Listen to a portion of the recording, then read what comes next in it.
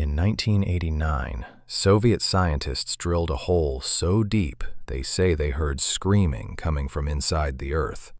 They called it the door to hell, and they welded it shut.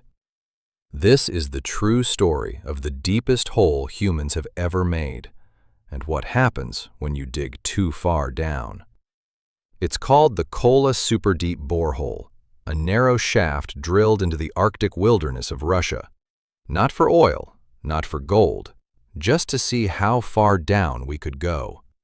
And what they found down there was stranger than anyone expected. The hole is over 12 kilometers deep. That's deeper than Mount Everest is tall, except pointed straight down into solid rock. It took nearly 20 years to drill. The final width? Barely wider than a dinner plate. You could drop a basketball in, and it would take almost a minute to hit anything.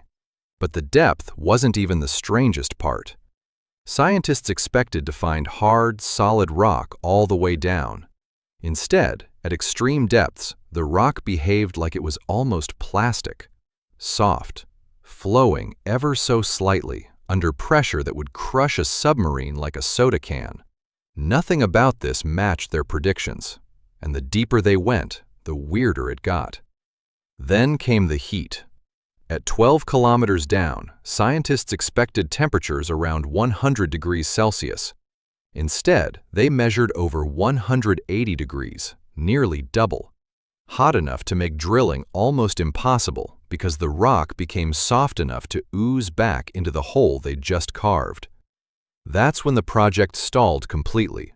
Not because they ran out of budget, because the Earth itself pushed back.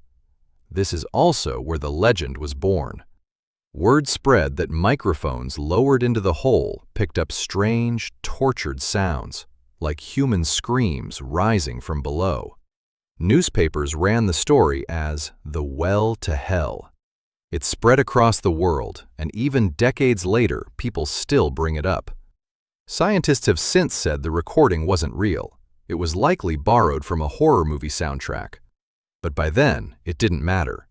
The legend had already dug in deeper than the hole itself. This is the real payoff.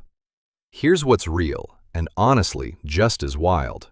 Inside that borehole, scientists found something nobody expected.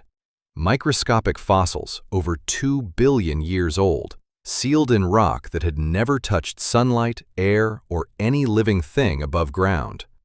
Life had been down there, silently, for longer than most continents have existed in their current shape. And then they found water. Not from rain, not from rivers. Water trapped inside crystal structures in the rock that had been sealed away for billions of years, untouched by the surface world entirely. Some scientists believe water like this might explain how oceans first formed on Earth. Locked away in stone, waiting 2 billion years to be found. But here's the part that really puts things in perspective. After nearly 20 years of drilling, through unbearable heat, crushing pressure, and rock behaving like it shouldn't, they'd traveled 12 kilometers down. The distance to the center of the Earth? Over 6,300 kilometers. That means humanity's deepest achievement barely scratched a fraction of a single percent into our own planet. We haven't come close to reaching the middle. We've barely pierced the skin. So why does a hole like this matter if it barely goes anywhere? Because everything we know about Earth's interior, the layers, the heat, the pressure, even the theories about the core, comes from tiny glimpses like this one. Indirect clues, educated guesses built from the smallest cracks we've managed to open. We've mapped the surface of Mars in more detail than we've explored the inside of our own planet. In 1992, the drilling finally stopped. Not because scientists gave up curiosity, but because the heat and pressure made it physically impossible to continue with the technology available. The site was abandoned. Equipment was left behind. Locals eventually welded the opening shut, and today the location sits quiet, rusting, half forgotten in the Russian wilderness. But here's the detail that keeps this story alive. If you visit the site today, there's still a rusted,